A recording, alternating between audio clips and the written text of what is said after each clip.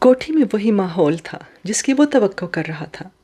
Catering service والوں نے اہل خانہ کے حسب خواہش کوٹھی کے وسیع لان میں سوگواری کا تاثر دینے کے لیے بہترین انتظامات کر دیے تھے۔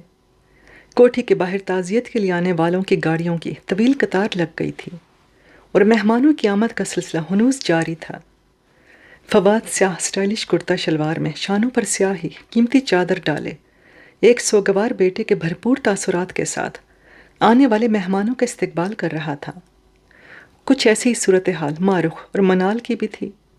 دونوں ماں بیٹی نے تقریباً ایک جیسے سیاہ لباس زیب تن کر رکھے تھے اور سر پر خوبصورت لیس سے سجے شفون کے دوپٹے ٹکا رکھے تھے۔ یقیناً کسی مہنگے بوتیک نے منہ مانگی قیمت پر چند گھنٹوں کے اندر ماں بیٹی کو یہ ایک جیسے جوڑے تیار کر کے فراہم کیے تھے۔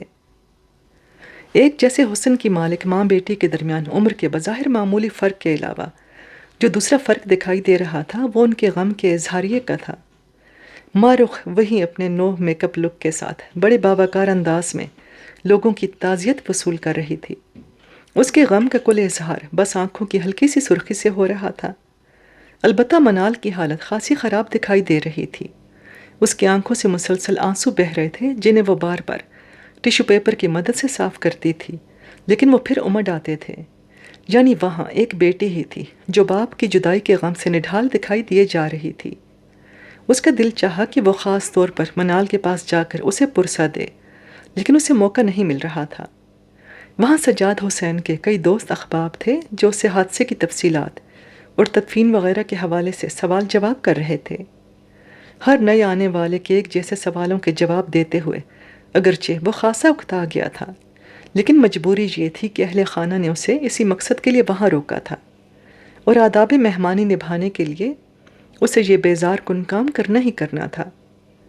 اپنی اس بیزاری کو چہرے سے ظاہر نہ ہونے کی پوری کوشش کرتا ہوا وہ نئے آنے والے مہمانوں کا جائزہ بھی لیتا رہا تھا کہ ایک نئے آنے والے مہمان نے اس کی توجہ اپنی طرف کھینچ لی۔ سیاہ پتلون اور کوٹ کے ساتھ سفید شرٹ پر پتلی لائنوں والی ٹائی لگائے وہ ادھیڑ عمر شخص دور سے ہی دیکھنے پر وکیل محسوس ہو رہا تھا۔ وہ فواد کے پاس رکا، اس سے مصافحہ اور معانقہ کیا اور کچھ کہنے لگا۔ وہ اتنی دور سے اس کی آواز نہیں سن سکتا تھا لیکن فواد کے تاثرات سے ظاہر تھا کہ وہ اس کے ساتھ تعزیتی کلمات ادا کر رہا ہے۔ لیکن پھر گفتگو نے ذرا سا طول پکڑا اور بدلے ہوئے تاثرات کے ساتھ فواد تھوڑا سا چونکا ہوا دکھائی دینے لگا۔ اس کے چہرے کے تاثرات سے ظاہر تھا کہ آنے والے نے اس سے کوئی ایسی بات کہی ہے جو اس کے لیے غیر متوقع یا ناخوشگوار ہے۔ بہرحال تھوڑی سی گفتگو کے بعد اس شخص کو اپنے ساتھ لیے اس کی طرف آیا اور اس کا اور نوارد کا آپس میں تعارف کروانے لگا۔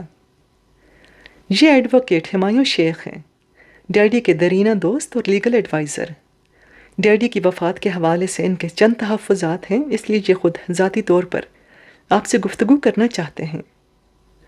فواد خاصی تحمل کا مظاہرہ کر رہا تھا پھر بھی اپنی ناگواری پوری طرح چھپانے میں ناکام رہا تھا۔ تشریف رکھیے۔ وہ جو ہمایوں شیخ کے لیے اخلاقاً کھڑا ہو گیا تھا اپنی نشست پر دوبارہ بیٹھتے ہوئے ان سے بولا، صاحبزادے شاید باپ کے بعد اس کی جائیداد کے کل مختار بننے کی امید میں حواس باختہ ہو گئے ہیں، جو ایک اجنبی کی دی ہوئی اطلاع پر آنکھیں بند کر کے یقین کر لیا ہے اور فوراً ہی یہ تعزیتی محفل بھی سجا کر بیٹھ گئے ہیں۔ ہمایوں شیخ کے چہرے اور لہجے دونوں سے کبیدگی ظاہر تھی۔ میں نے خاطر خواہ ثبوت پیش کیے ہیں۔ ثبوت؟ ہمایوں شیخ نے طنزیہ کہا۔ انگوٹھی، گھڑی اور والیٹ؟ یہ چیزیں تو اس ملک میں راہ چلتے بھی چھن جاتی ہیں۔ ہو سکتا ہے سجاد حسین کی وفات کی اطلاع درست ہو لیکن میری چھٹی حس بتا رہی ہے کہ یہ معاملہ اتنا سیدھا نہیں۔ ہمایوں شیخ کی آواز جانتے بوجھتے ہوئے بلند تھی۔ وہ محسوس کر رہا تھا کہ ارد گرد موجود کچھ لوگ ان کی گفتگو کی طرف متوجہ ہو چکے ہیں۔ آپ کی تسلی کے لیے مجھے کیا کرنا ہوگا؟ اس نے نرمی سے پوچھا۔ قانونی تقاضے پورے کرنا ضروری ہے۔ ہم قبر کشائی کروائیں گے اور ڈی این اے ٹیسٹ بھی۔ میں نے فواد کو صاف بتا دیا ہے کہ یہ فارمیلٹیز پوری کیے بغیر سجاد کا وصیت نامہ نہیں کھولا جائے گا، کیونکہ سجاد کی اس سلسلے میں خصوصی تاکید تھی کہ وصیت نامے کے مندرجات اس کی وفات سے پہلے ہرگز بھی کسی پر ظاہر نہ کیے جائیں۔ اس کی موت کی پوری طرح تصدیق کیے بغیر میں ایسا کرنا پیشہ ورانہ بددیانتی تصور کرتا ہوں۔ ہمایوں شیخ نے نہایت جذباتی انداز میں اس کے سوال کا جواب دیا۔ یقیناً یہ ایک کلائنٹ سے بڑھ کر دوست کے ساتھ وابستگی کی بھی بات تھی۔ میرے خیال میں یہ ایسی کوئی قابل اعتراض بات نہیں ہے، آپ یہ سب ضرور کیجئے۔ اس نے نہایت آسانی سے ہمایوں شیخ کی شرائط قبول کر کے مسئلہ ہی ختم کر دیا۔ اسی وقت قرآن خوانی کے لیے ایک بڑے مدرسے سے بلوائے گئے طلباء کے ساتھ آئے مولوی صاحب نے ختم قرآن کا اعلان کرتے ہوئے دعا کے لیے حاضرین کو متوجہ کیا تو سب لوگ ان کی طرف متوجہ ہو گئے۔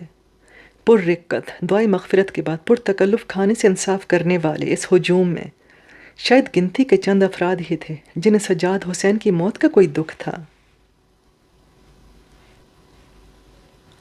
کہتے ہیں آئینہ سچ بولتا ہے، لیکن اس کے ساتھ تو کچھ انوکھا ہی ہو گیا تھا۔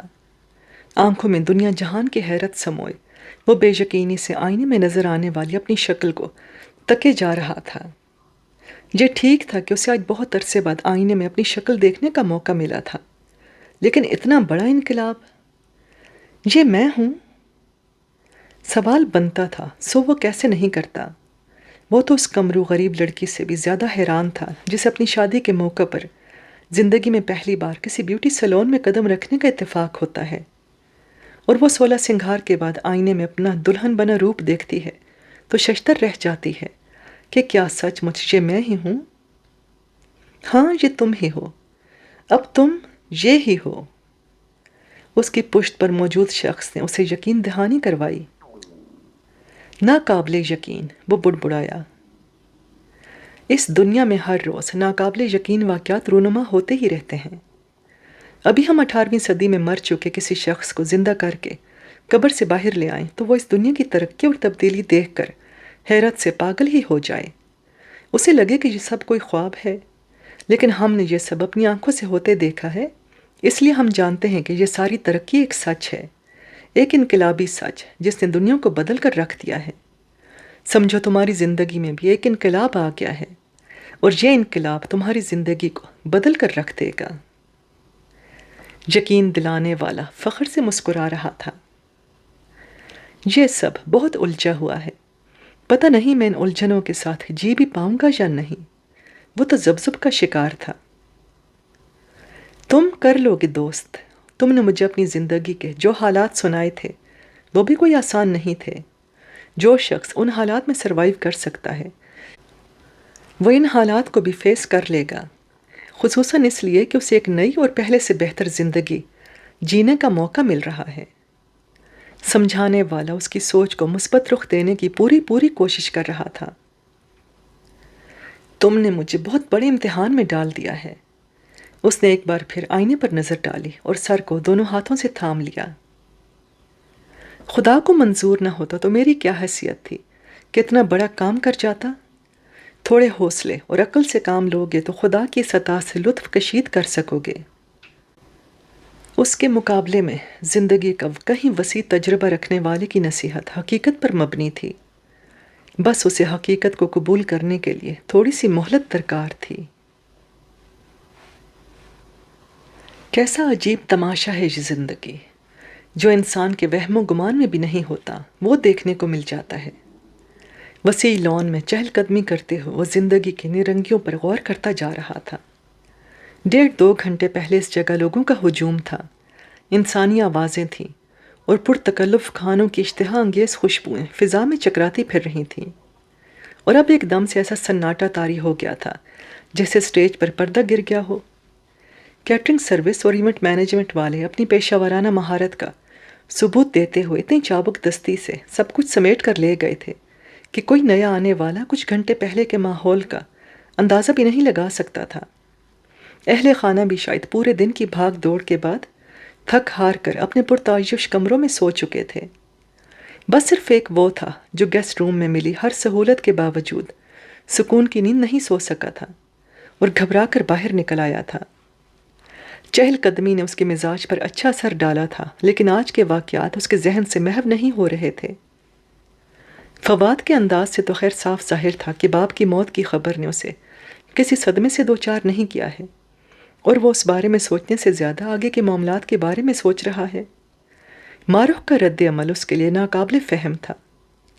بے شک وہ عام عورتوں کی طرح شوہر کی موت کی خبر سن کر روئی دھوئی نہیں تھی، لیکن اس کے انداز میں فواد جیسا ہلکا پن بھی نہیں تھا۔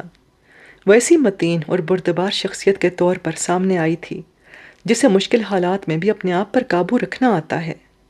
البتہ منال کی کیفیت سب سے جدا تھی۔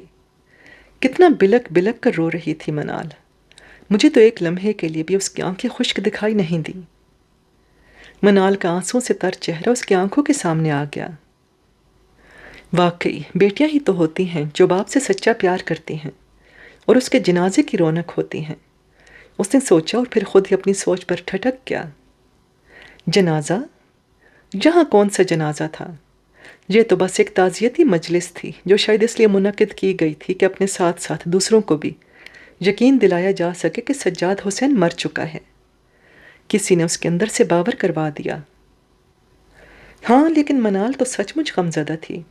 اسے ایک بار پھر وہ آنسوؤں میں بھیگا وہ چہرہ یاد آیا اور بے خیالی میں قدم خود بخود اس گوشے کی طرف اٹھ گئے جہاں آرائشی درختوں اور پودوں سے ہٹ کر چند پھلدار درخت لگائے گئے تھے۔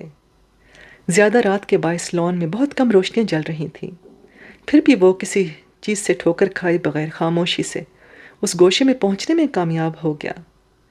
لیکن وہاں ایک بینچ پر دکھائی دیتے ہیولے نے اسے ٹھٹکا دیا۔ اس نے غور سے اس ہیولے کو دیکھا۔ نزاکت اور ساخت نے بتایا کہ وہ ایک نسوانی ہیولا ہے۔ کون ہے یہ، ماروخ یا منال؟ اس نے خود سے سوال کیا اور مزید غور سے ہیولے کو دیکھنے لگا۔ دونوں ماں بیٹی تقریباً ایک ہی قد کاٹ کی مالک تھیں، لیکن ماروخ کے بال چھوٹے اور منال کے دراز تھے۔ ہیولے کے لمبے بالوں سے اس کے منال ہونے کی تصدیق ہو گئی۔ کیا یہ تنہا یہاں بیٹھ کر باپ کے مرنے کا سوگ منا رہی ہے؟ اس نے حیرت اور دکھ سے سوچا اور بے اختیار اس کی طرف قدم بڑھانے کی کوشش کی، لیکن پھر اسے قدموں کو روکنا پڑا۔ منال کے فون کی رنگ ٹون سنائی دے رہی تھی۔ اس کے دیکھتے ہی دیکھتے منال نے کال ریسیو کر لی۔ اس نے موبائل کان سے لگانے کی بجائے عین اپنے سامنے رکھا تھا، جسے ظاہر تھا کہ وہ ویڈیو کال پر بات کر رہی تھی۔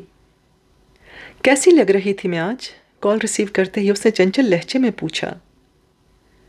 یہ کوئی پوچھنے والا سوال ہے؟ تم تو ہمیشہ ہی ایسا غضب ڈھاتی ہو کہ بندہ جان، مال اور ایمان سب لٹا دے۔ ہوا کے دوش پر سفر کرتی ہوئی مردانہ آواز اس کے کانوں سے ٹکرائی تو وہ حیران رہ گیا کہ منال کس سے بات کر رہی ہے۔ اس کی معلومات کے مطابق تو وہ اور اس کا شوہر راحیل دونوں آج رات یہیں مقیم تھے۔ ویسے اس وقت تم کس بھوت نگر میں بیٹھ کر مجھے کال کر رہی ہو کہ تمہارے آس پاس اندھیرا ہی اندھیرا ہو رہا ہے؟ دوسری طرف موجود شخص نے تعریف کے ساتھ ہی سوال داغا۔ بھوت نگر؟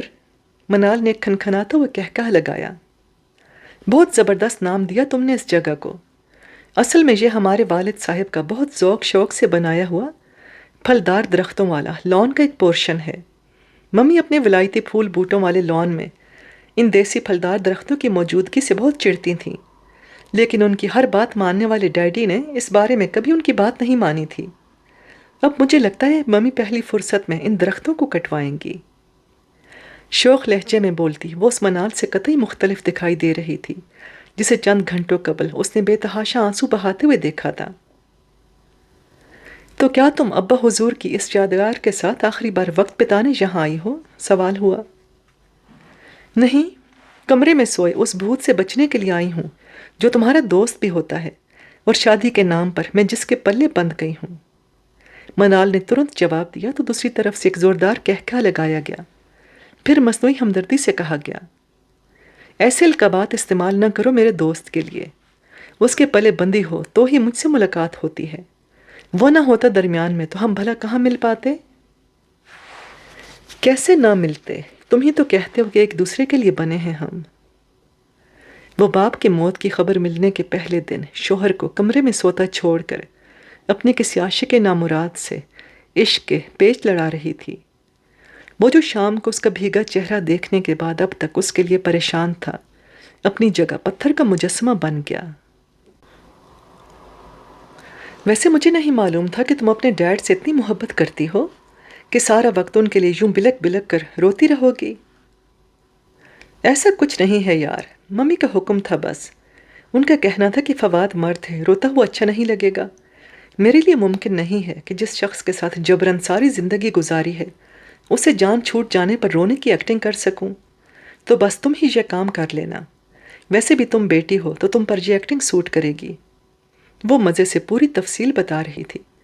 پھر پوچھا، بتاؤ کیسی تھی میری ایکٹنگ؟ مثالہ کچھ زیادہ ہو گیا تھا۔ عامر کے بچے گلیسرین لگا لگا کر میری آنکھوں کا بیڑا غرق ہو گیا ہے، اور تم کہہ رہے ہو کہ میں اوور ایکٹنگ کر رہی تھی؟ منال نے شور مچایا۔ اب یہ تو میں نے نہیں کہا، یہ تو تم خود کہہ رہی ہو۔ عامر ہنسا۔ مطلب تو یہی تھا نا تمہارا؟ اچھا چھوڑو اس بات کو، یہ بتاؤ کہ ملو گی کب؟ 2 دن بعد میں کینیڈا جانے والا ہوں، اس بار شاید زیادہ دن لگ جائیں۔ مسافر کو جاتے جاتے کوئی زیادہ راہ تو دے دو۔ عامر کے لہجے میں بلحوثی رچی ہوئی تھی۔ وہ منال کا جواب سننے کے لیے وہاں رکنے کی بجائے بوجھل قدموں سے واپس لوٹ گیا۔ کمرے میں آ کر وہ ایک عجیب سنسی کیفیت میں آرام کرسی پر بیٹھا ہوا تھا۔ جو کچھ دیکھ اور سن کر آیا تھا اس نے اس کی آنکھوں کی نیند اڑا دی تھی۔ زندگی ہر روز اسے ایک نیا تماشا دکھا رہی تھی۔ وہ ہر نئے تماشے پر یوں ہی دنگ رہ جاتا تھا۔ لیکن انسان کی ناقدری، رشتوں کے کھوکھلے پن اور اخلاقی انحطاط کے جو رنگ اس نے اس گھر میں دیکھے تھے، اس نے اسے سخت رنجور کر دیا تھا۔ چلو بیوی اور بیٹے کی الگ بات تھی، یہاں تو بیٹی بھی باپ سے بے پرواہ شوہر کی آنکھوں میں دھول جھونک کر اخلاقیات کی دھجیاں اڑاتی پھر رہی تھی۔ یہ سب دیکھنے کے بعد وہ کسی انسانی رشتے پر بھروسہ کرتا تو کیوں کر؟ یہ سب بہت بدصورت ہے، اس سے بہت زیادہ بدصورت جو میں اپنی اس سے قبل کی زندگی میں دیکھ چکا ہوں۔ وہ بے خیالی میں بلند آواز میں بڑبڑایا اور پھر موبائل کی رنگ ٹون سن کر چونک گیا۔ رات کے اس پہر کے سے میری یاد ستائی ہے۔ وہ حیرت سے بڑبڑاتا وہ کرسی سے اٹھ کر بیڈ کی سائڈ ٹیبل کی طرف بڑھا جہاں اس کے محدود رابطہ نمبر رکھنے والے نئے موبائل فون کی روشن سکرین پر کالر کا نام چکمگا رہا تھا۔ اس نے نمبر دیکھا اور ساتھ ہی سکرین پر ظاہر ہونے والے سرخ اور سبز بٹنوں کو۔ اس کے پاس اختیار تھا کہ سرخ بٹن دبا کر کال کو مسترد کر دیتا، لیکن اس نے سبز بٹن دبا کر کال کو قبول کر لیا۔ I'm sorry انصاری صاحب، کہیں میں نے بے وقت کال کر کے آپ کو ڈسٹرب تو نہیں کیا؟ اسپیکر سے ماروخ کی آواز آئی تو اس نے ایک گہری سانس لی اور خود کو پرسکون ظاہر کرنے کی کوشش کرتے ہوئے کہا، جی نہیں مسز حسین، میں جاگ ہی رہا تھا۔ اوہ، اگر ایسا ہے تو کیا ہم کچھ دیر بات کر سکتے ہیں؟ ماروخ نے بے حد شائستگی سے دریافت کیا۔ جی فرمائیے، میں سن رہا ہوں، اس نے متانت سے جواب دیا۔ نہیں، فون پر نہیں، میں بالمشافہ آپ سے بات کرنا چاہتی ہوں۔ ماروخ کی خواہش نے اسے حیران بھی کیا اور متجسس بھی کہ وہ رات کے اس پہر اس سے ملاقات کر کے کیا بات کرنا چاہتی ہے۔ جی میں کہاں ہوں، لاؤنج میں یا ڈرائنگ روم میں؟ کہیں نہیں، میں خود گیسٹ روم میں آ رہی ہوں۔ آپ بس دروازہ ان لاک رکھیے گا تاکہ مجھے ناک نہ کرنا پڑے۔ اس کی خواہش اور فرمائش نے اسے دم بخود کر دیا۔ آخر وہ رات کے اس پہر ایک نامحرم آدمی کے کمرے میں کیوں آنا چاہتی تھی؟ ٹھیک ہے، آپ آ جائیں، میں انتظار کرتا ہوں۔ وہ کال کاٹ کر اس کی راہ تکنے لگا۔ اس کے لیے چند منٹ کاٹنے بھی مشکل ہو گئے۔ آخر کار اس نے ہلکے سے کھٹکے کے ساتھ دروازے کا لٹو گھومتے دیکھا اور پھر خوشبو کی ایک لپٹ کے ساتھ ماروخ اندر داخل ہوئی۔ اس نے آسمانی رنگ کی نائٹی پر ہم رنگ سلیپنگ گاؤن پہن رکھا تھا اور گزری شام سیاہ لباس میں ملبوس ماروخ سے خاصی مختلف لیکن حسین لگ رہی تھی۔ اسے اعتراف کرنا پڑا کہ اس نے اس عورت کو جب بھی اور جس رنگ کے بھی لباس میں دیکھا وہ ہر بار مختلف اور حسین دکھائی دی۔ اس کی مثال کرسٹل کے اس خوبصورت اور شفاف آرائشی گلدان جیسی تھی جس میں جس رنگ کا پانی بھر دو، جس رنگ کا پھول سجا دو، وہ اس رنگ کو اپنے اندر یوں سمو لیتا ہے کہ اس کے اپنی دلکشی کے ساتھ مل کر وہ رنگ مزید نکھر جاتا ہے۔ سوری، میں نے آپ کو بے وقت ڈسٹرب کیا۔ ماروخ نے اس کا خود کو دیکھنا محسوس کیا اور ایک ادا سے معذرت کرتی ہوئی ایک گوشے میں رکھے 2 سیٹر صوفے کی طرف بڑھ گئی۔ اسے بھی اس کی پیروی کرنی پڑی۔ مجھے نیند نہیں آ رہی تھی، ادھر ادھر کی سوچوں میں بھٹکتے ہوئے آپ کا خیال آ گیا تو سوچا چیک کر لوں کہ آپ سو رہے ہیں یا جاگ رہے ہیں۔ میں سمجھ سکتا ہوں آپ کی کیفیت کو۔ آپ اچانک اتنے بڑے صدمے سے دوچار ہوئی ہیں کہ آپ کا ڈسٹرب ہونا بنتا ہے۔ اس نے جانے کیا جانے کی خواہش میں یہ الفاظ ادا کیے، ورنہ کچھ دیر قبل وہ منال کی زبان سے سن ہی چکا تھا کہ معروف کو شوہر کی موت کا کوئی غم نہیں ہے۔ یہ سچ ہے کہ اچانک ملنے والی اس خبر نے مجھے شاکڈ کر دیا ہے، لیکن وہ اپنا جملہ ادھورا چھوڑ کر سگریٹ کیس میں سے ایک سگریٹ منتخب کر کے اپنے ہونٹوں تک لے گئی اور اسے لائٹر کی مدد سے سلگایا۔ امید ہے کہ آپ مائنڈ نہیں کریں گے، پہلا کش لینے کے بعد اس نے رسمی سے انداز میں کہا۔ میں مائنڈ کرنے والا کون ہوتا ہوں؟ یہ آپ کا گھر ہے، آپ کا جو دل چاہے آپ وہ کیجئے۔ بے شک اسے کسی کا بھی سگریٹ پینا کبھی پسند نہیں تھا، لیکن معروف کو کس حق سے ٹوکتا؟ کون جانے یہ میرا گھر ہے بھی یا نہیں۔ میں سجاد سے ہمیشہ مطالبہ کرتی رہی کہ یہ گھر میرے نام کر دے، لیکن اس نے مجھے ہمیشہ ٹال دیا کہ جب وقت آئے گا تو تمہیں تمہارا حصہ مل جائے گا۔ اس نے شکوہ کرنے کے انداز میں بتایا اور ایک اور گہرا کش لے کر استہزائیہ ہنسی۔ وہ جانتا تھا کہ یہ دولت اور جائیداد ہی ہے جس کی وجہ سے میں اس کے پاس ٹکی ہوئی ہوں۔ اگر اس نے میرے نام کوئی بڑی جائیداد لگا دی تو میں فوراً رسی توڑا کر بھاگ جاؤں گی۔ پہلی بار اسے احساس ہوا کہ معروف ہلکے سے سرور میں بھی ہے، شاید جہاں آنے سے پہلے وہ ایک آدھ بیگ لے کر آئی تھی۔ ایسی آنکھیں پھاڑے حیرت سے کیا دیکھ رہے ہیں مجھے؟ شاید سجاد پر رحم کھا رہے ہیں کہ اسے مجھ جیسی بے وفا بیوی ملی، لیکن سچ بتاؤں تو اصل رحم کی حقدار میں ہوں۔ 17 برس کی عمر میں میرے ارمانوں کا خون کر کے مجھے صرف اور صرف اس لیے اس بدصورت، کریہ اور عمر دراز شخص کے حوالے کر دیا تھا کہ اس کے پاس دولت تھی۔ ایسے میں میرے پاس اس کی دولت سے محبت کرنے کے علاوہ کیا آپشن رہ گیا تھا؟ معروف نے اس کی طرف دیکھتے ہوئے سوال داغا تو وہ جواباً کچھ نہیں کہہ سکا۔ شاید وہ ٹھیک ہی کہہ رہی تھی۔ سجاد دیکھنے میں سیدھا سادہ آدمی لگتا تھا، لیکن اندر سے بہت گھنا تھا۔ دیکھنے والوں کو یوں محسوس ہوتا تھا کہ میں اس پر حاوی ہوں اور اس گھر میں میری حکمرانی چلتی ہے، لیکن کسی کو یہ بات سمجھ نہیں آتی تھی کہ میں کل مختار نہیں ہوں۔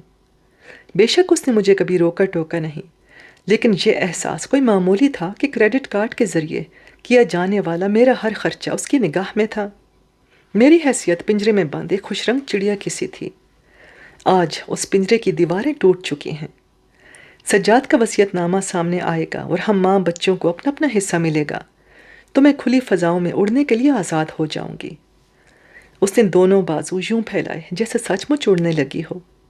اس کی اس حرکت سے جو تناؤ پیدا ہوا، اس نے اس کے سلیپنگ گاؤن کی ڈوری ایک جھٹکے سے کھول دی اور اندر پہنے مختصر اور مہین شب خوابی کے لباس میں سے اس کا حسن گویا ابل ہی پڑا۔ یہ بہت ہی افسوسناک صورتحال ہے۔ مجھے اندازہ ہو رہا ہے کہ آپ کو بہت زیادہ ذہنی اذیت سے گزرنا پڑا ہوگا۔ اس نے مشکل سے نظریں چراتے ہوئے اظہار افسوس کیا۔ آپ اندازہ نہیں کر سکتے، کوئی بھی اندازہ نہیں کر سکتا کہ ایک جوان اور خوبصورت عورت جس کا انگ انگ سراہے جانے کے لائق ہو، جب ایسے مرد کے ساتھ رہتی ہے جس کو اپنے قریب دیکھنے سے اسے کراہت ہوتی ہو، تو اس پر کیا گزرتی ہے۔ میری بنجر اور ویران زندگی کا دکھ کچھ میں ہی جانتی ہوں۔ وہ ایک غیر آدمی کے سامنے اپنے دل کا درد بیان کر رہی تھی۔ اسے سمجھ نہیں آئی کہ جواب میں اسے کیا کہنا چاہیے، سو خاموش بیٹھا رہا۔ خیر، وہ ہنسی۔ جو مجھ پر بیتی ہے اس کا خمیازہ سجاد کو بھی بھگتنا پڑا۔ میری قربت کے لمحے حاصل کرنے کے لیے بھکاریوں کی طرح منتیں کرتا تھا بیچارہ۔ میں بھی بس اسی وقت منہ لگاتی تھی جب میری اپنی غرض ہوتی تھی۔ میں نے تو سنا ہے کہ عورتیں اولاد کی خاطر برے سے برے مرد کے ساتھ سمجھوتا کر لیتی ہیں۔ سجاد صاحب بیچارے تو بس بدصورت تھے، آپ سے محبت تو سچی کرتے تھے نا۔ آپ اس محبت کی قدر کرتی ہیں اور اللہ نے جو آپ کو اتنی خوبصورت اولاد دی ہے، اس اولاد کی خاطر ان کے ساتھ سمجھوتا کر لیتی۔ وہ بے ساختہ ہی مشورہ دے بیٹھا۔ سمجھوتا کر لیتی تو اس گھر میں اس جیسے ہی کئی بدصورت پیس چل پھر رہے ہوتے۔ معروف نے اس سے بھی زیادہ بے ساختگی سے جواب دیا۔ مطلب؟ وہ بھونچکا ہو گیا۔ مطلب چھوڑیں، کام کی بات کریں۔ وہ اپنی جگہ سے اٹھ کر اس کے قریب آ بیٹھی۔ قیمتی کلون کے ساتھ اس کے جسم کی مسحور کن خوشبو مل کر اس کے حواس پر چھانے لگی۔ اس نے اپنی جگہ بیٹھے بیٹھے پہلو بدلا۔ کیسا کام؟ اس کے حلق سے پھنسی پھنسی آواز نکلی۔ میں نہیں چاہتی کہ سجاد کی قبر کشائی ہو اور ڈی این اے میچنگ وغیرہ کے چکر میں پڑا جائے، لیکن یہ تو قانونی تقاضا ہے اور اس سے آپ کو کوئی نقصان بھی نہیں ہے۔ کہیں آپ یہ شک تو نہیں کر رہی کہ وہ لاش سجاد صاحب کے علاوہ کسی اور کی ہے؟ اس نے ماروخ کی بے چینی سے اندازہ لگایا۔ نہیں، یہ بات نہیں ہے۔ اس نے اپنی انگلیاں مروڑی اور آہستہ سے بولی، ڈی این اے ٹیسٹ بہت سے ایسے معاملات کو کھول دے گا جن پر پردہ پڑا ہوا ہے۔ ماروخ کے الفاظ، چہرہ اور لہجہ کشمکش زدہ دکھائی دے رہا تھا، اور وہ دم بخود بیٹھا اس نئے انکشاف کو سہنے کی کوشش کر رہا تھا۔ پہلے منال کا قصہ اور اب یہ انکشاف، وہ سمجھنے سے قاصر تھا کہ اس بڑے سے خوبصورت گھر میں کتنی غلاظت پوشیدہ ہے۔ گھٹن بہت بڑھ جائے تو انسان تازہ ہوا کے لیے کوئی نہ کوئی روزن کھول ہی لیتا ہے۔ میں سجاد کی بدصورتی کے ساتھ سمجھوتا نہیں کر سکتی تھی، لیکن میری ذات کے فطری تقاضے تو تھے نا۔ پھر میری حسن پرست فطرت اولاد کی شکل میں مزید کسی بدصورتی کو اپنے ارد گرد برداشت نہیں کر سکتی تھی، اس لیے میں نے وہ سب کیا جو مجھے ٹھیک لگا۔ اب وہ اپنے عمل کی صفائی پیش کر رہی تھی۔ آپ یہ سب مجھے کیوں بتا رہی ہیں؟ وہ بمشکل اس سے پوچھ سکا۔ مجھے ان حالات سے نکلنے کے لیے کسی سہارے کی ضرورت ہے، اور میں چاہتی ہوں کہ تم میرے لیے وہ سہارا بن جاؤ۔ ماروخ نے اپنا ہاتھ اس کے کندھے پر رکھ کر دعوت انگیز لہجے میں کہا، وہ بہت اچانک ہی آپ سے تم پر اتر آئی تھی۔ میں سمجھا نہیں۔ اس کے چھونے سے وہ اپنے جسم میں برقی سی روح دوڑتی محسوس کر رہا تھا، اور اس برقی روح کے جھٹکوں کو سہتا بہت مشکل سے یہ 3 لفظی جملہ ادا کر سکا تھا، اتنے برسوں کی آبلہ پائی کے بعد تمہاری صورت میں مجھے اپنا آئیڈیل نظر آیا ہے، اور میرا دل اپنے آئیڈیل کو پانے کے لیے کسی نوخیز لڑکی کی طرح مچل گیا ہے۔ تم مجھے قبول کر لو۔ اس بار اس نے شدید جذباتی لہجے میں کہتے ہوئے اس کے دونوں ہاتھ پکڑ کر اپنے سینے سے لگا لیے۔ لیکن وہ ہکلایا۔ لیکن کچھ نہیں۔ میں جانتی ہوں کہ میں تم سے عمر میں چند برس بڑی اور جوان بچوں کی ماں ہوں، لیکن اس سے کیا فرق پڑتا ہے؟ دیکھو میں نے خود کو کتنا سنبھال کر رکھا ہے۔ اس نے اس کے ہاتھ چھوڑ کر ایک جھٹکے سے اپنا گاؤن اتار پھینکا۔ اس کا چاندی جیسا چمکتا بدن مقابل کی آنکھوں کو خیرہ کرنے لگا۔ مجھے اپنے ساتھ کھڑا کر کے کسی سے بھی پوچھو گے تو وہ یہ نہیں کہہ سکے گا کہ ماروخ تم سے عمر میں چند سال بڑی ہے۔ دیکھنے والوں کو چاند سورج کی جوڑی ہی دکھائی دے گی۔ اس کا بس نہیں چل رہا تھا کہ کس طرح اس سے اگلے پل میں ہاں کہلوا لے۔ اور پھر صرف حسن نہیں ہے میرے پاس، سجاد کی دولت کا ایک بڑا حصہ بھی میں اپنے ساتھ لے کر آؤں گی۔ اب وہ اسے ایک نئی ترغیب دے رہی تھی۔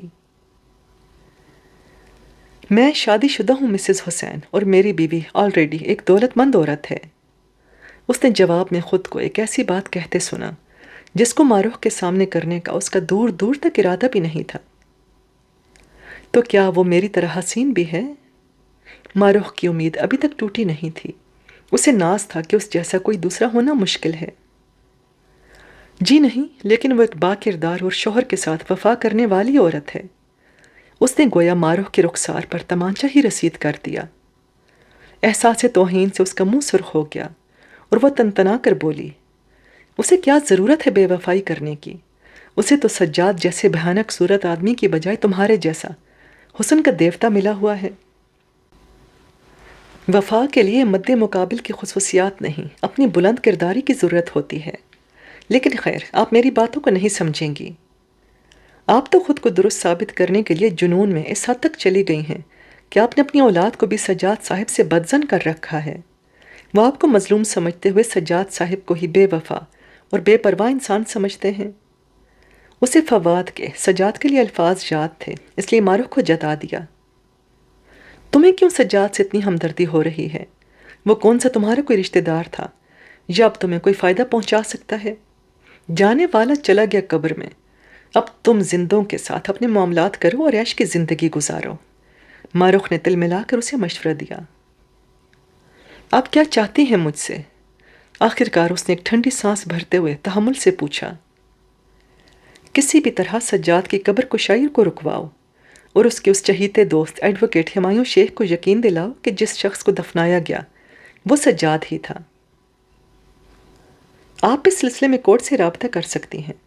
قانوناً آپ کی اور آپ کے بچوں کی اجازت کے بغیر قبر کشائی نہیں ہو سکے گی۔ ماضی قریب میں آپ نے ایک مشہور شخصیت کا کیس سنا ہی ہوگا۔ کچھ لوگ اس کی موت کو مشکوک قرار دیتے ہوئے اس کی قبر کشائی کروانا چاہتے تھے، لیکن اس کی سابقہ بیوی نے بچوں کے ساتھ مل کر عدالت سے رجوع کیا اور قبر کشائی نہیں کرنے دی۔ اس نے مارخ کو مشورہ دیتے ہوئے مثال بھی پیش کی۔ وہ الگ معاملہ تھا، وہاں مرنے والے کی شناخت کا کوئی مسئلہ نہیں تھا۔ یہاں ہمایوں تصدیق چاہتا ہے کہ مرنے والا سجاد تھا بھی یا نہیں۔ میں نے تمہیں وجہ بتا دی ہے کہ میں کس وجہ سے ایسا نہیں چاہتی۔ میں جانتی ہوں کہ میں اس کی خواہش کی راہ میں رکاوٹ ڈال سکتی ہوں، لیکن پھر اس کے پاس بھی اختیار ہوگا کہ وہ سجاد کا وصیت نامہ ہمیں نہ دکھائے اور جائیداد کی تقسیم کو روک دے۔ اس نے دیکھ لیا تھا کہ اس کے حسن کا وار کارگر ثابت نہیں ہوا، اس لیے گاؤن دوبارہ پہنتے ہوئے اپنا مسئلہ بیان کر رہی تھی۔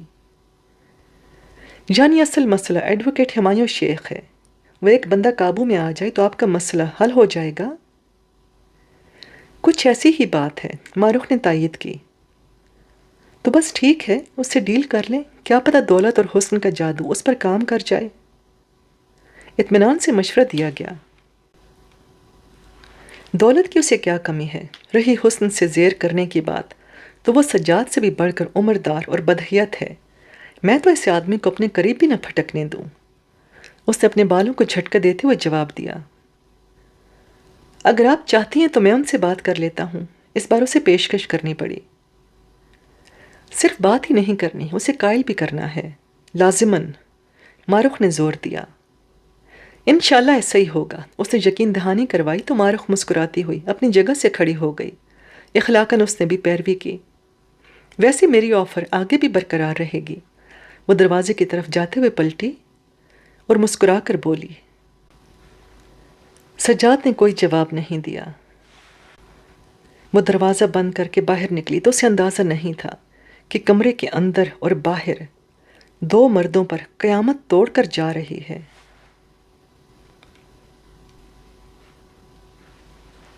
جب سے آئے ہیں بہت خاموش اور اداس محسوس ہوتے ہیں۔ سائرہ نے ناشتے کی میز پر خاموشی سے اس کا جائزہ لیا۔ اس نے بری ہوئی میز پر سے کوئی ایک بھی چیز اٹھا کر اپنی پلیٹ میں نہیں ڈالی تھی اور خاموشی سے کافی کی چسکیاں لے رہا تھا۔ رات جب وہ واپس آیا تھا تب بھی وہ ڈنر کر رہی تھی اور اسے شامل ہونے کی دعوت دی تھی، لیکن وہ پیٹ بھرا ہونے کا بہانہ بنا کر سیدھا اپنے کمرے میں چلا گیا تھا۔ رات کو تو سائرہ نے زیادہ توجہ نہیں دی تھی، لیکن اب اسے لگ رہا تھا کہ معاملہ خاصا گڑبڑ ہے اور اسے اس کی مدد کرنی چاہیے۔ کچھ نہیں تو وہ اس کی پریشانی کی وجہ سن کر اس کا ذہنی دباؤ کم کرنے میں ہی مدد دے سکتی تھی۔ جس شخص نے زندگی کا غلیظ اور بھیانک ترین چہرہ دیکھ لیا ہو وہ بس خاموش رہنے کے لائق رہ جاتا ہے۔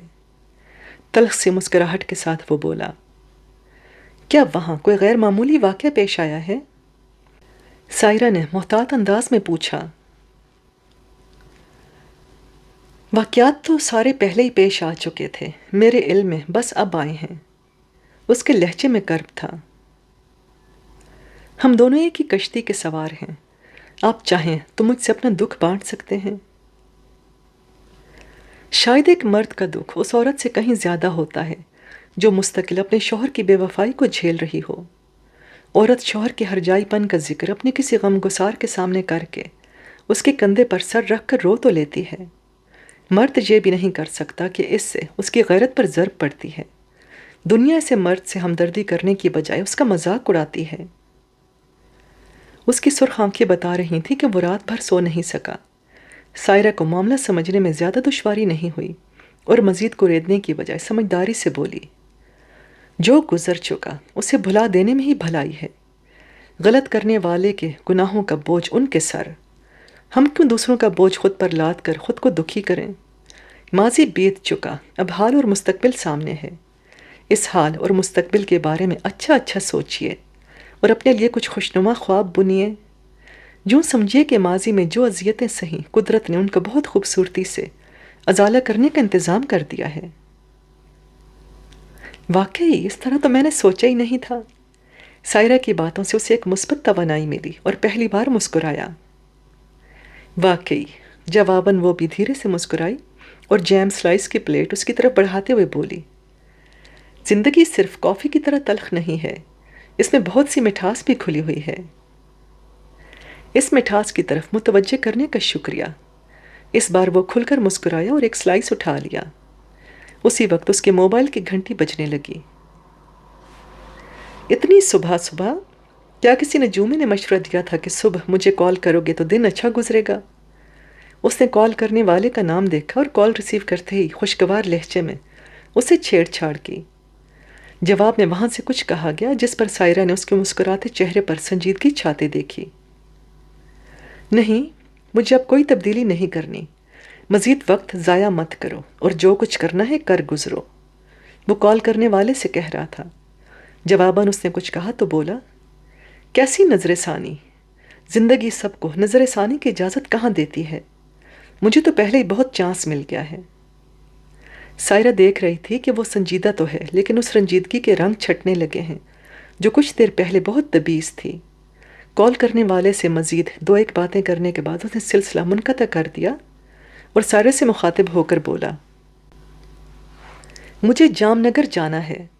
رات کے کسی پہر ڈاکٹر صاحب کا پیغام آیا تھا کہ صبح جام نگر ضرور آؤں اور آ کر ان سے ملاقات کروں۔ بالفرض کسی وجہ سے ملاقات نہ ہو سکے تو ان کی ٹیبل کی دراز میں رکھا لفافہ نکال کر اس میں موجود خط پڑھ لوں تاکہ یوں اچانک بلاوے کی وجہ سمجھ آ سکے۔ رات کو تو میں ان کا پیغام نہیں دیکھ سکا تھا، کچھ دیر پہلے دیکھا ہے اور جام نگر جانے کی تیاری کر لی ہے۔ ڈاکٹر صاحب ایسی شخصیت نہیں ہے کہ میں ان کے کسی پیغام کو ٹال سکوں۔ وہ تو خیر ٹھیک ہے لیکن یہ پیغام کچھ عجیب سا نہیں ہے؟ ڈاکٹر صاحب پورے کے پورے ہی بہت عجیب و غریب شخصیت کے مالک ہیں اور ان کے ساتھ اتنے دن گزارنے کے بعد مجھے ان کی کوئی بات عجیب نہیں لگتی۔ وہ مطمئن تھا۔ چلیں پھر آپ جائیں، جام نگر ویسے بھی صحت افزا مقام ہے، وہاں جا کر آپ اچھا محسوس کریں گے، سائرہ نے کہا۔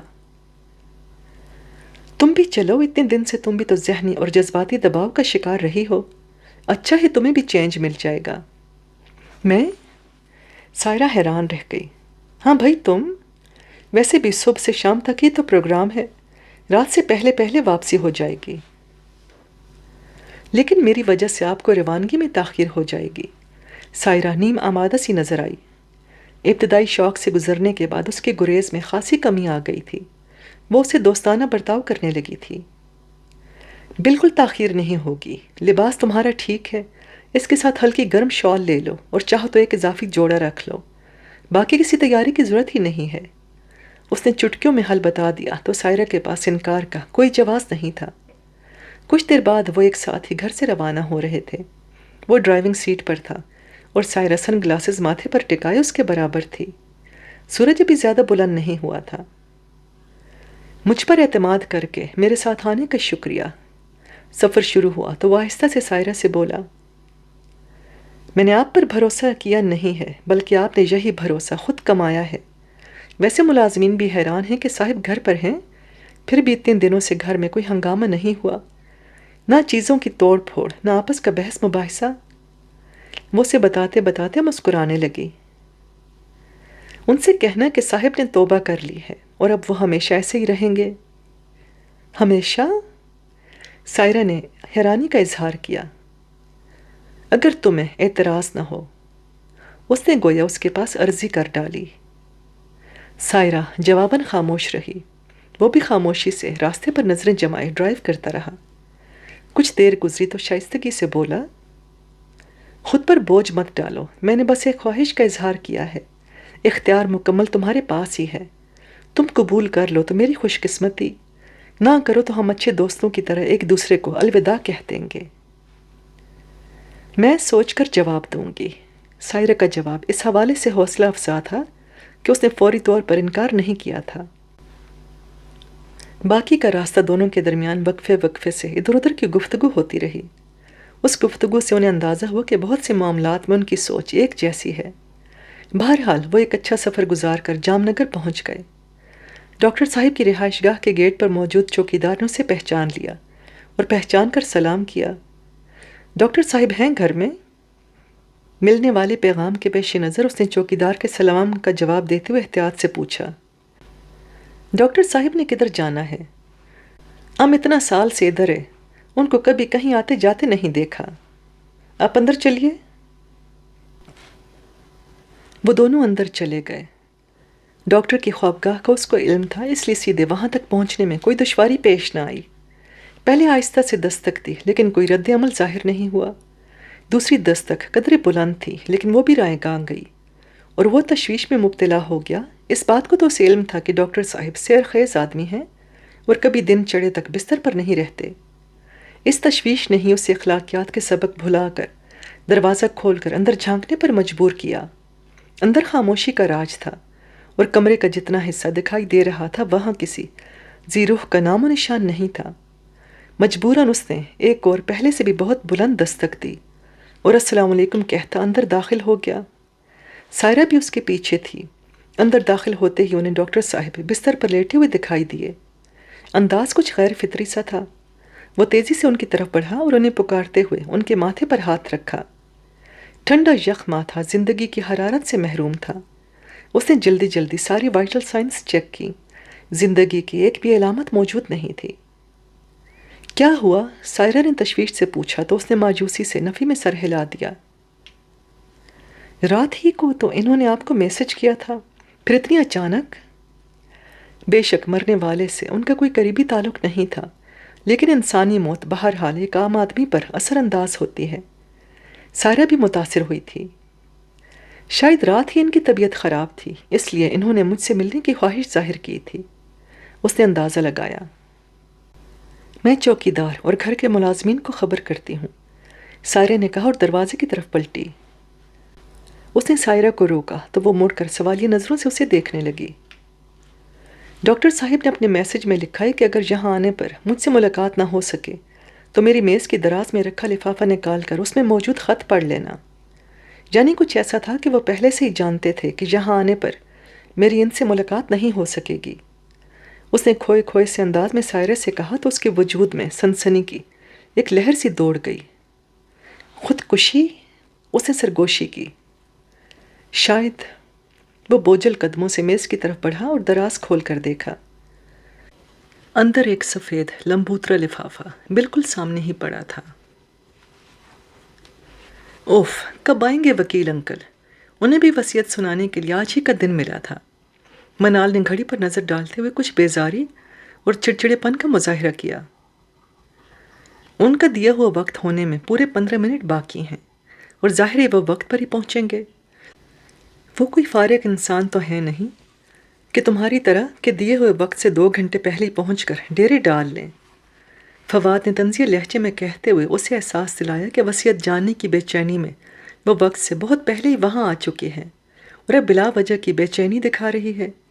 لیکن منال سے اس کی یہ صاف کوئی برداشت نہ ہوئی اور تڑک کر بولی، فارغ انسان ہوگے تم، میں بہت بزی ہوں اور آج 2 بجے مجھے ایک بہت اہم ملاقات کے لیے جانا ہے۔ واقعی؟ فواد کے ہونٹوں پر طنزیہ مسکراہٹ آئی اور منال کے شوہر کی طرف رخ کرتے ہوئے بولا، مجھے نہیں معلوم تھا راہیل کہ تم نے منال کو بھی بزنس میں شریک کر لیا ہے اور اب یہ تمہاری اہم بزنس میٹنگز اٹینڈ کرتی پھرتی ہے۔ او ہیلو! منال راہیل کے کوئی جواب دینے سے پہلے آستینے چڑھا کر اس کے سامنے آ کھڑی ہوئی۔ صرف بزنس میٹنگز ہی اہم نہیں ہوتی، لوگوں کا لوگوں سے بھی کچھ تعلق ہوتا ہے۔ میری بیسٹ فرینڈ کینیڈا جا رہی ہے اور آج ہم نے کچھ وقت ساتھ گزارنے کے خیال سے پہلے سے لنچ پلان کیا ہوا تھا، جس کے درمیان اچانک مجھ سے پوچھے بغیر یہ میٹنگ رکھ لی گئی ہے۔ تم سے پوچھتے؟ فواد ایک بار پھر مذاق اڑانے کے انداز میں ہنسا۔ تم سے پوچھ کر کیا کرنا تھا جس کے پاس مصروفیت کے نام پر شاپنگ، پارٹیز، لنچ اور ڈنرز کے سوا کچھ بھی نہیں ہوتا؟ تو ٹھیک ہے، چھوڑ دو ڈیڈی کے بزنس پر سے اپنا قبضہ، میں کل سے آ کر آفس جوائن کر لیتی ہوں۔ سوچنا بھی مت، فواد پھنکارا۔ یہ بزنس ڈیڈی نے اپنی زندگی میں میرے حوالے کیا تھا اور میں ہی اس کا وارث ہوں۔ تمہیں بیٹی کی حیثیت سے وراثت میں جو آدھا حصہ ملے گا اسے لے کر چپ چاپ اپنے گھر چلی جانا، اس کے علاوہ کسی شے کی طرف نظر اٹھا کر نہیں دیکھنا۔ پہلے وصیت تو سامنے آنے دو، پھر کچھ بولنا۔ مجھے معلوم ہے کہ ڈیڈی مجھے تم سے زیادہ چاہتے تھے، اسی لیے انہوں نے اپنی وصیت میں بھی میرا حصہ تم سے زیادہ ہی رکھا ہوگا۔ منال کوئی کم تو نہ تھی، اس لیے اسے دوبدو جواب دیا، پلیز چپ ہو جاؤ تم دونوں۔ بس اب چند منٹ ہی کی تو بات ہے، ہمایوں شیخ آتا ہی ہوگا، وہ آ جائے تو سب کو پتہ چل جائے گا کہ کس کے نام کیا ہے۔ مارخ نے دونوں بچوں کو ڈانٹا تو وہ منہ بناتے ہوئے اپنی اپنی جگہ پر خاموش بیٹھ گئے، جبکہ منال کا شوہر راحیل تو پہلے ہی اس سارے معاملے سے لا تعلق سر نواڑے کسی سوچ میں گم بیٹھا تھا۔ وکیل صاحب آ گئے بیگم صاحبہ، چند منٹ مزید آگے کھسکے تو ملازم نے آ کر اسے اطلاع دی، انہیں یہاں لے آؤ۔ مارخ ساڑی کا پلو نزاکت سے ٹھیک کرتے ہوئے صوفے پر سیدھی ہو کر بیٹھی۔ ہمایوں شیخ اندر آیا تو سب سے پہلے اس کی نظر مارخ پر ہی پڑی۔ سیاہ بارڈر کے ساتھ سیاہ اور سفید لائنوں والی ساڑی کی مناسبت سے اس نے نہایت معقول میک اپ کر رکھا تھا اور ہمیشہ کی طرح خوبصورت لگ رہی تھی۔ ہمایوں نے بغیر کسی ستائش کے اس پر سے نگاہ ہٹا لی اور سنجیدہ لہجے میں تمام حاضرین کو مشترکہ سلام کر کے ایک سنگل صوفے پر براجمان ہو گیا۔ فواد جو اس کے استقبال اور مسافے کے لیے اپنی جگہ سے کھڑا ہو چکا تھا، کسیانہ سا ہو کر واپس بیٹھ گیا۔ سجاد 4.5 ماہ قبل جب یہاں سے گیا تھا تو اس سے قبل مجھ سے ملاقات کے لیے میرے دفتر آیا تھا اور اپنی فائنل وصیت تیار کروائی تھی۔ آج میں وہی وصیت آپ لوگوں کے سامنے کھول کر پڑھنے لگا ہوں، لیکن وصیت نامہ پڑھنے سے پہلے سجاد ہی کی تاکید کے مطابق میں یہ آپ کے حوالے کرنا چاہتا ہوں۔ اس نے اپنے بریف کیس میں سے 2 لفافے برآمد کیے اور ان میں سے ایک مارخ کے حوالے کرتے ہوئے بولا، اس میں آپ کے نام سجاد کا ایک خط ہے جسے آپ تنہائی میں پڑھ سکتی ہیں، جبکہ دوسرا لفافہ میں سجاد کی ہدایت کے مطابق سب کے سامنے پڑھ کر سناتا ہوں۔ ہمایوں نے نظر کا چشمہ آنکھوں پر جمایا اور لفافہ کھول کر اس میں سے کاغذ برآمد کیا۔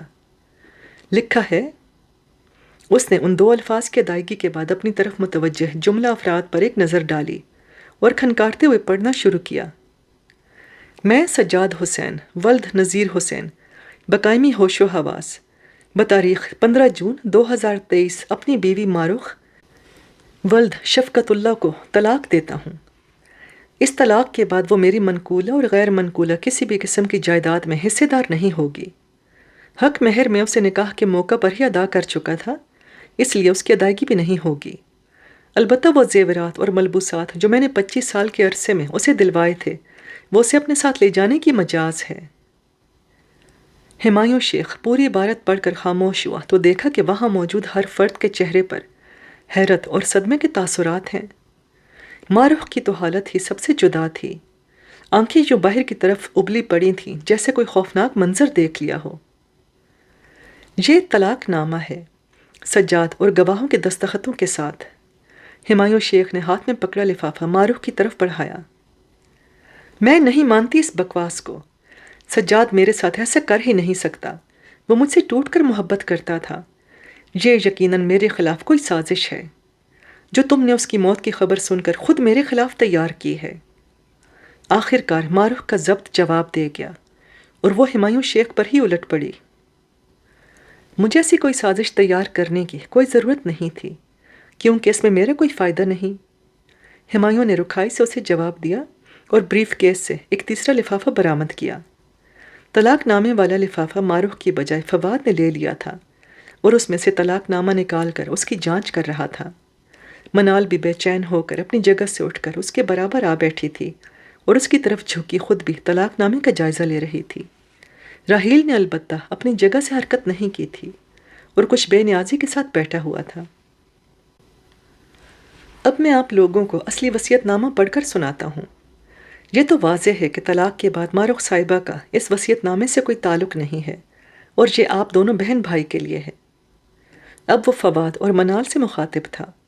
وہ دونوں ماں کی طلاق کی تصدیق کر چکے تھے اور اب اندر ہی اندر یہ حساب لگا رہے تھے کہ جائیداد میں مارخ کا حصہ نہ نکلنے کے سبب ان کے حصے میں کتنا اضافہ ہو چکا ہوگا۔